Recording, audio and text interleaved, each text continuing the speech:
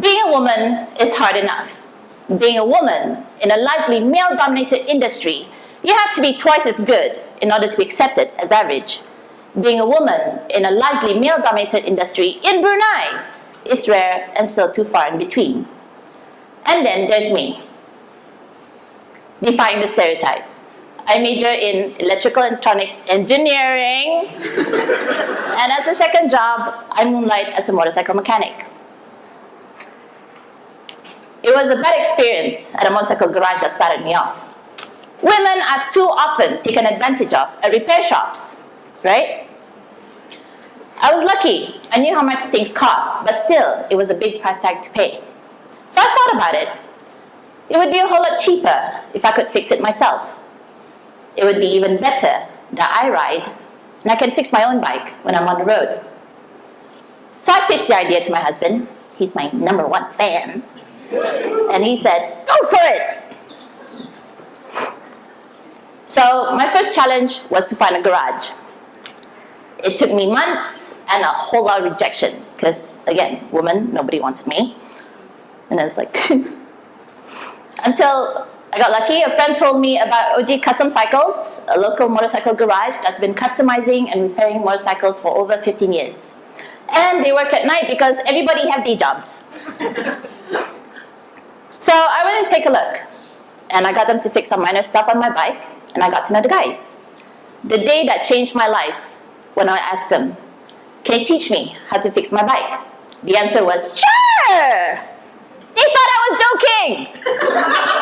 There were other women before me. However, their intention was far different from mine, and they didn't stay on long enough. So it took some convincing.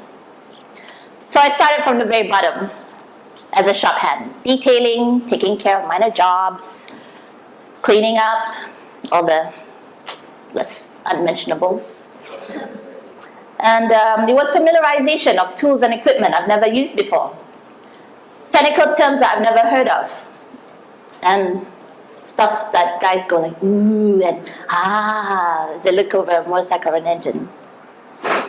I learned the realities of a biker's life while working on a bench. You want to be treated like an equal, you have to earn it. You want respect, you have to work harder to earn it. They will stand and watch you and decide if you're worthy. And if you cut yourself, they literally yell at you. They're like, don't bleed on the chrome! Once I was considered good enough to understand the function of each basic tool, and I can find it in the garage, I was given more responsibilities. I would scrub paint, I would scrub fenders, I would polish bikes, peel lots of disgusting stuff on some people's bikes. Let's not talk about that either. So I got so good at it, I was given a job of detailer, where all those tiny little details, when done well, mattered the most.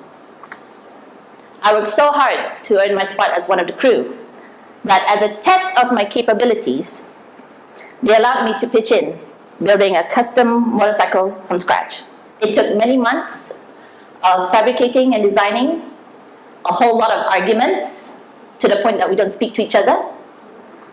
Sweat, blood, and tears. Was it worth it? Yes, it was. That bike won first place in Japanese Extreme Custom category, Cebu Bike Week 2014. It's been 2 years.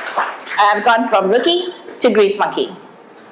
I can fix a bike on my own or with minimum supervision. I can mold, design, and paint. I can fix that bike from start to finish if I want to. I may not be the fastest mechanic, but I'm careful and I try to be thorough. So one of the skills that I asked to learn was to weld, mainly because it looked like fun. Fun. Welding is a hard skill to learn, and it takes years to master. And I found that the hard way. So I got lots of welding burns on my arms. It wasn't pretty, and it hurt. But I caught on really quick, and that impressed my boss, and I got trained up as a welder. There are now 2 welders in the garage, and one of them is me. I may be one of the guys, but there are parts of the industry that I'm allowed to be just me. And that happened after I carried a Yamaha Virago 250cc, roughly about 65 kilo engine on my own because nobody wanted to help me. And that threw out my back and I was out of commission for a few weeks. And then I almost sliced off 4 fingers with a grinder. They got the safety gloves. So the guys can take the risk of not having me fully functional as I'm their backup welder. And with that, I get away with the girly stuff now, like my blings and my sparkles. Very girly. And I can ooh and ah with the guys. Is it worth it? The long hours, smelling of sweat and grease every day, the breakouts, the acne. Say bye-bye to manicures. It's worth it when you are willing. Every bit of it. It doesn't matter if you're ugly, beautiful, fat, thin. It is the skills you are willing to learn with your own hands. Your looks really don't matter. What matters is, can you get the job done? Rosalind Carter said, you have to have confidence in your ability and then be tough enough to follow through. Motorcycle mechanics is an area of no compromise.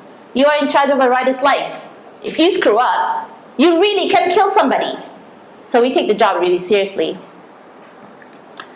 So here I stand, a woman in a largely male-dominated industry, twice as good and more than average. My name is Wina Hafiza, every biker's dream come true.